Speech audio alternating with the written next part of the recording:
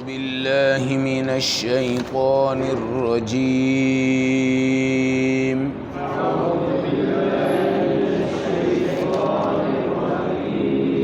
بسم الله الرحمن الرحيم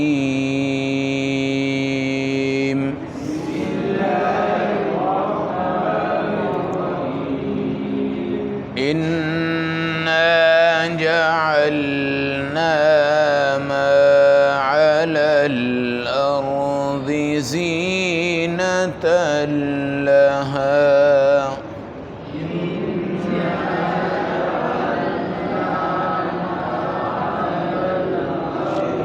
یہی ہے. اچھا کل کہاں تک ہوا تھا؟ فَلَعَلَّكَ بَاخِعٌ نَفْسَكَ عَلَىٰ آثَارِهِمْ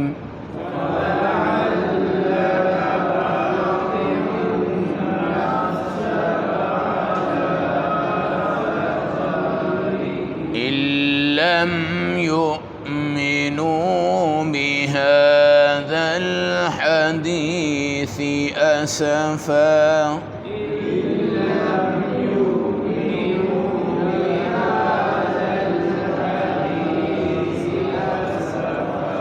إِنَّا جَعَلْنَا مَا عَلَى الْأَرْضِ زِينَةً لَهَا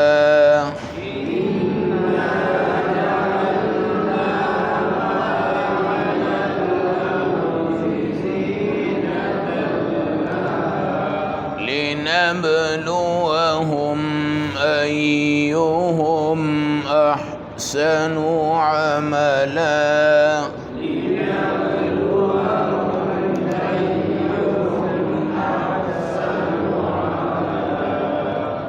صدق الله العظيم.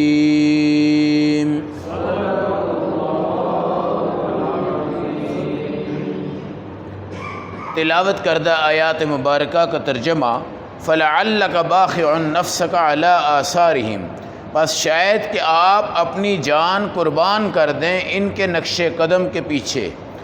إِن لَّمْ يُؤْمِنُوا بِهَٰذَا الْحَدِيثِ، اگر یہ کافر ایمان نہ لائیں اس دین پر. اسفا، افسوس کی وجہ سے.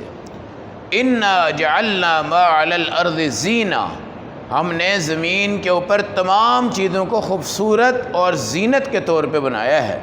لِنَبْلُوَهُمْ أَيُّهُمْ أَحْسَنُ عَمَلًا، تاکہ ہم ان کو آزمائیں کون ان میں نیک عمل والا ہے. آیت نمبر 6، 7، پارہ نمبر 15 سورۃ الکہف. نبی پاک صلی اللہ علیہ وسلم قرآن کے نزول کے بعد اس کی دعوت کے لیے جب آگے بڑھے تو جو کفار ایمان نہیں لاتے تھے، حضور انور رات اور دن غمزدہ رہتے اور آپ کے دل پہ اس کا بڑا اثر ہوتا. ہم تو دنیا کے افسوس میں غم کھاتے ہیں اور دنیا کے ہی غم میں مر جاتے ہیں. ہمارے نبی صلی اللہ علیہ وسلم کی خوشی کب ہوتی تھی؟ جب کوئی ایمان لے آتا. بعد دفعہ اللہ کے نبی اتنا اونچا ہنستے خوشی کی وجہ سے کہ صحابہ آپ کی آواز اونچی سنتے تھے کہ فلاں ایمان پہ مر گیا ہے. اور آپ کا غم کب ہوتا تھا؟ کہ جب بے ایمان مر جاتا تھا. آپ کے چچا ابو طالب پر ایمان کی بڑی محنت ہے لیکن وہ ایمان نہیں لائے. حضور پاک نے فرمایا مجھے بہت افسوس ہے اپنی زندگی میں کہ میں نے اس دعوت و تبلیغ سے بہت سی دنیا کو ایمان کی طرف لایا مگر اپنے چچا کو ایمان پہ نہیں لا سکا. حضور پاک کو یہ جو دکھ تھا تو اللہ نے فرمایا آپ کا کوئی قصور نہیں ہے، آپ کا کام ہے دین کی دعوت کافر کے کانوں تک پہنچا دینا. اس کا ایمان لانا یا ایمان نہ لانا یہ آپ کے اختیار میں نہیں ہے. یہ نبی کی بات ہے، سرور دو عالم کی بات ہے، امام الانبیاء کی بات ہے، صاحب معراج کی بات ہے، سب نبیوں کے اماموں کی بات ہے. آپ کے اختیار میں ابو طالب کی ہدایت نہیں ہے، آپ کے اختیار میں کسی کافر کی ہدایت نہیں ہے. کافر کو ہدایت دینا اللہ کا کام ہے. لہٰذا آپ کے بعد بھی اگر کوئی یہ کہے نا کہ میری بگڑی تگڑی فلاں بابا بزرگ بنا سکتا ہے، وہ نہیں بنا سکتا. نبی کا اپنا حال ہے، آپ کی سب سے بڑی محنت ابو طالب کے اوپر ہے، اور آپ نے یہ بھی کہا کہ چچا تو اشارہ کر دے کہ تو کلمے کو مانتا ہے، بس باقی میں ضد کر لوں گا اللہ کے سامنے، ضد کر لوں گا، ضد کر کے تجھے بخشوا دوں۔ ہو سکتا ہے کہ ابو طالب چپ بھی رہتے نا تو حضور پاک اللہ کے سامنے ضد کرتے کہ یہ میرا چچا ہے، لیکن ابو طالب نے تو اونچی آواز سے کہا انا علی ملتی عبد المطلب، میں عبد المطلب کے دین پہ مروں گا، اپنے بھتیجے کے دین محمد پہ نہیں مروں گا۔ جب مکمل طور پہ کہہ دیا تو پھر اس کے کفر میں کوئی شک نہیں ہے۔ تو قرآن کہتا ہے اے نبی ہمیں لگ رہا ہے کہ آپ دکھ کی وجہ سے، غم کی وجہ سے اپنی جان کھو بیٹھیں گے، کیونکہ غم جب اپنے عروج پہ ہوتا ہے نا تو بندے کو اٹیک بھی ہوتا ہے، فالج بھی ہوتا ہے، بہت کچھ ہوتا ہے، اور غم کی خبر تو حضور پاک کا غم یہ نہیں تھا، غم یہ نہیں تھا کہ جناب فلاں بندہ میرے ساتھ بولتا نہیں، بات نہیں کرتا، رشتہ دار نہیں، یہ نہیں وہ نہیں۔ آپ کا غم کوئی بھی دنیا کا بندہ بغیر کلمے کے مر جاتا تو رسول پاک کے لیے سب سے بڑا غم یہ خبر ہوتی۔ آج شہید پہ لوگ روتے ہیں، ایمان والے پہ روتے ہیں، نماز والے پہ روتے ہیں، کلمے والے پہ روتے ہیں، قرآن والے پہ روتے ہیں۔ مت رویا کرو، مت رویا کرو، یہ تو ایمان کی موت پہ ہیں الحمدللہ۔ ہمیں پتہ ہے کہ اس معاشرے میں اللہ نے ان کو ایمان نصیب کی ہے، اس سے بڑی کوئی دولت نہیں ہے۔ رونا ہے تو کافر کی موت پہ رویا کرو، یہودی کی موت پہ رویا کرو۔ کیوں رونا ہے؟ کہ یہ بغیر کلمے کے مر گیا، بغیر کلمے کے مر گیا۔ اسفاً اے نبی آپ افسوس کرتے کرتے کرتے کرتے کرتے لگتا ہے دنیا سے چلے جائیں گے، لہذا افسوس نہ کیجئے۔ آپ نے دین پہنچایا، ہر کچے گھر میں پہنچا ہے، ہر پکے گھر میں پہنچا ہے۔ آج تبلیغ کے میدان کو مشرق مغرب جنوب شمال کی تمام کائنات میں اللہ نے احاطہ نصیب کی ہے، اور یہ سب کہاں سے کہاں افریقہ کے ان جنگلوں میں جاتے ہیں، جو لوگ ہی جنگلی ہوتے ہیں، وہاں پر بھی جا کے دین کی دعوت دیتے ہیں۔ تو دین کی دعوت دیا کریں، دین کی دعوت دینے سے انسان خود مضبوط ہو جاتا ہے، خود اس کی حیا بڑھتی ہے، خود اس کی شرم بڑھ جاتی ہے، خود اس کا وقار بڑھتا ہے، خود اس کی عزت بڑھتی ہے۔ اگلا بندہ نہیں بھی مانتا نا، لیکن اگر آپ دعوت دیں گے انشاءاللہ آپ کو خود حیا کے پردے بلند ہو جائیں گے، آپ خود اس عمل پہ کیا ہوں گے؟ آئیں گے۔ اور قرآن کہتا ہے اِنَّا جَعَلْنَا مَا عَلَى الْأَرْضِ زِینَةً، ہم نے زمین پر تمام چیزیں زینت بنائی ہیں، اور زینت بنا کے تمہارا امتحان لیا ہے۔ امتحان کیا ہے؟ کہ تم ان خوبصورتیوں کو دیکھ کر یہیں پہ کھو گے، یا خوبصورتیوں کے مالک خدا کو بھی تم نے تلاش کیا۔ کوئی تو گلاب کے پھول کو دیکھ کر اس کا عاشق ہو گیا، کوئی موتیا کے پھول کو دیکھ کے اس کا عاشق ہو گیا جی، اور مجنو جو ہے وہ لیلا کا عاشق ہو گیا، اور اس طرح یہ بادشاہ اپنے شہزادوں کے شہزادیوں کے عاشق ہو گئے، دولت کے عاشق ہو گئے، کوئی سونا دیکھ کر اس کا عاشق ہو گیا، کوئی ہیرا دیکھ کر اس کا عاشق ہو گیا، کوئی سمندر آبشاریں دیکھ کر، کوئی جنگل دیکھ کر، کوئی بیابان دیکھ کر، کوئی خوبصورت چیزیں دیکھ کر ان کا کیا ہو گیا ہے؟ عاشق ہو گیا ہے۔ لیکن اللہ والے ان چیزوں کے عاشق نہیں ہوتے، وہ تو ان چیزوں کے بنانے والے سے محبت کرتے ہیں، بنانے والے سے محبت کرتے ہیں۔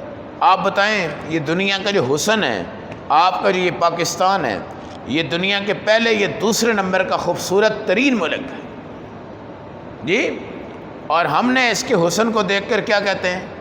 یار مری جانا چاہیے، کاغان جانا چاہیے، ناران جانا چاہیے ہے، اور بس بندہ وہیں پہ رہے، وہیں پہ زندگی گزارے، وہیں پہ مر جائے، یار مزہ آ جائے۔ کیا آ جائے؟ مزہ آ جائے۔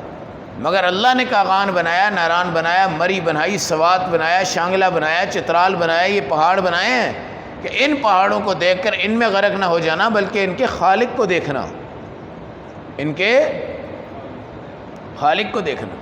آپ حرم شریف ماشاءاللہ اللہ آپ سب کو لے جائے، بیت اللہ ہے نا، اس کی سائڈوں میں کوئی باغ نہیں ہے، کوئی باغ، پھولوں کی کیری بھی کوئی نہیں ہے وہاں پہ، پھولوں کی کیری بھی کوئی نہیں ہے، پھلدار درخت بھی وہاں پہ نہیں ہے، کوئی اور حسین بوٹے پودے کوئی نہیں ہے۔ وہاں پر اللہ کیا چاہتے ہیں کہ یہاں پر آ کر کہیں یہ دنیا کے حسن میں نہ کھو جائے جی، بلکہ یہاں پہ آ کے صرف ان کی توجہ بیت اللہ اور اللہ کی طرف رہنی چاہیے۔ کہاں رہنی چاہیے؟ بادشاہی مسجد آپ دیکھیں، نمازی 30 ہوتے ہیں، وزٹ کرنے والے 1000 ہوتے ہیں، وزٹ کرنے والے 1000 ہوتے ہیں۔ یہ داتا دربار ہے، مزار ہے، یہاں دیکھ لیں، یہاں پہ نمازی 100 ہوتا ہے اور باہر گھومنے والے اور پھرنے والے اور ادھر ادھر کے لوگ جو ہیں وہ 10-50 ہزار بھی ہو سکتے ہیں۔ یہ لوگ ان چیزوں میں کھوئے ہوئے ہیں، ان کو اللہ کی معرفت نصیب نہیں ہو سکی۔ بادشاہی مسجد میں جائیں، وہاں پہ دیکھ لیں، وہاں پہ جا کے شاہی قلعہ دیکھ لیں، تمام چیزیں دیکھ لیں، وہاں پر ان کو معرفت خدا حاصل نہیں ہوتی۔ اللہ کہتے ہیں زینتاً، یہ ایک زینت ہے، لیکن زینت کو بنانے والا جو زینت والا اللہ ہے وہ کیا ہے؟ وہ اس سے بڑا ہے۔ لِنَبْلُوَهُمْ أَيُّهُمْ أَحْسَنُ عَمَلًا۔ اب کچھ تو لوگ اس زینت کو دیکھ کر اللہ اللہ اللہ شکر الحمدللہ سجدے میں گر جاتے ہیں، رکوع میں گر جاتے ہیں، نمازوں میں گر جاتے ہیں، ایمان پہ آ جاتے ہیں، اعمال پہ آ جاتے ہیں، نیکیوں پہ آ جاتے ہیں، اور کچھ لوگ ان زینتوں کو دیکھ کر ایسے ہی مر جاتے ہیں، کلمہ بھی نصیب۔ اس لیے ہمارے نبی نے فرمایا کہ قیامت کے قریب لوگ مسجدوں کو بڑا خوبصورت بنائیں گے اور مقابلے ہوں گے۔ کیا ہوں گے؟ مقابلے ہوں گے۔ بھئی یہ مسجدیں کوئی اتنے بڑے میناروں والی، اتنی بڑی ٹائلوں والی، اتنی بڑی عالی شان مسجدیں بنانا، لوگ ان کو باہر سے دیکھ کر گئے نہیں، بڑی خوبصورت مسجد ہے۔ کیا ہے؟ بڑی خوبصورت مسجد ہے، لیکن مسجد میں جانا ان کو نصیب نہ ہو۔ ہمارے نبی صلی اللہ علیہ وسلم کی مسجد نبی سادی، کچی، بالکل اوپر شنتیر رکھے ہوئے ہیں، اور بارش آتی تو سارا پانی مسجد میں آ جاتا۔ یہ تو حضرت عمر فاروق رضی اللہ تعالیٰ عنہ کے دور سے مسجدوں میں جمعہ کے دن خوشبو اور یہ دھونی دی جانے لگی اور یہ زیادہ سے زیادہ مزین ہو گیا۔ آج لوگوں کا بڑا مقابلہ اس بات پہ چلتا ہے کہ مسجد بڑی عالی شان ہونی چاہیے، بڑی VIP ہونی چاہیے، بڑی۔ اور میرے بھائی یہ 10 کروڑ روپیہ لگا کے آپ نے مسجد تو بنا دی، لیکن یہاں نمازی کتنے ہیں؟ 10 20 30 40، یہ 40 نمازی ہیں اور باقی کیا ہیں؟ مسجد کا آپ کسی کو پوچھیں، ہاں جی میں نے دیکھی ہے، یہ بڑی خوبصورت مسجد ہے۔ لوگوں کو آپ پوچھیں، کوئی بھی مسجد کا، آپ بادشاہی مسجد کا پوچھ لو، جناب میں نے دیکھی ہے۔ ابراہیم مسجد کا آپ پوچھ لو، جناب بڑی زبردست مسجد ہے ماشاءاللہ، وہ جو بیریہ میں بنائی ہے اس نے ملک ریاض نے، اس کا دیکھ لو، آپ وزٹ کروا لو، لوگوں سے پوچھ لو، کہیں گے جی ہم نے ایک جگہ دیکھی، کمال کر گیا وہ۔ کیا کر گیا؟ کمال کر گئے۔ یہ حاجرہ یعقوب بنی ہوئی ہے، یہاں ہزاروں لوگ آپ کو ملیں گے، ہاں جی ماشاءاللہ بڑی کمال کی مسجد بنائی ہے، بڑا یہ بنایا، بڑا وہ بنایا۔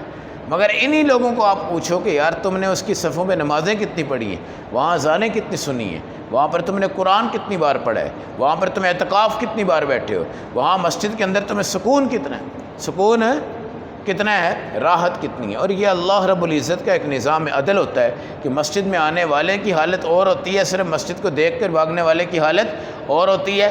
اور کچھ لوگ تو اتنے بدبخت ہوتے ہیں کہ مسجد کے نام تک لینا بھی گوارا نہیں کرتے، لیکن جب ان کو چھوٹا یا بڑا پیشاب آ رہا ہوتا ہے نا تو وہ اس ٹائم بازاروں میں ہوتے ہیں، مسجد کا مینار دیکھتے ہیں کہ یار اتنے کوئی مسجد ہونی ہے، اتنے واش روم ہونے تھے۔ یہ نظام ہے، یہ عقیدت ہے۔ اللہ کہتا ہے ہم نے کائنات کو مزین کیا تاکہ اتنے خوبصورت جہاں کو دیکھ کر ایہم احسن عملا، کون ہے جو نیکی کے اوپر آ جائے اور اللہ کو پہچان لے۔ تو یہ دنیا کی زینت کو دیکھ کر کچھ لوگ جنتی ہیں، کچھ لوگ جہنمی ہیں، کچھ لوگ کافر ہیں، کچھ لوگ مسلمان ہیں، کچھ لوگ اس کی زینت کو جانتے ہیں، کچھ لوگ خدا کے دیدار کو ترستے ہیں۔ اس لیے میرے بھائی اللہ کی اس کائنات کے اوپر ہمارے لیے شکر کے مواقع ہیں، ان کو دیکھنا۔ اللہ خود کہتا ہے سیرو فی الارض، سیر کرو۔ کیا کرو؟ سیر کرو۔ اس لیے سیرو یہ جمع کا صیغہ عربی میں، اس کا مطلب ہے آپ گروپ بندی میں جاؤ، لوگوں کو سیر کرواؤ، دیکھو اللہ نے زمینیں کیسی بنائی ہیں، کائنات کیسے بنائے ہیں۔ تو پیسہ ملے نا، پیسہ 3 جگہوں کی سیر لازمی کرنی ہے، 3 جگہوں کی، مسجد نبوی، بیت اللہ اور بیت المقدس۔ مسجد نبوی، بیت اللہ، بیت المقدس۔ اور آج یہ لوگ میلے ٹنگوں پہ جو جاتے ہیں اور بسیں اکٹھی ہیں اور فلاں اکٹھی ہیں اور فلاں اکٹھی ہیں، ان پر پیسہ خرچ کر کے ان کی زیارت کے لیے جانا جائز نہیں ہے، جائز نہیں ہے۔ قبر ہی دیکھنی ہے تو قبریں یہاں تھوڑی ہیں، قبرستان دیکھنا ہے تو قبرستان یہاں تھوڑے ہیں۔ عقیدت کے طور پہ پیسہ خرچ کر کے سفر کرنا زیارت کے طور پہ 3 مسجدیں، بیت اللہ، مسجد نبوی، بیت المقدس، چوتھی کوئی جگہ اس کے لیے مخصوص پیسہ خرچ کر کے جانا ٹھیک نہیں ہے۔ اللہ ہم سب کو نیک اعمال اور دنیا کے حسن کے بعد دنیا کے خالق کو پہچاننے کی توفیق نصیب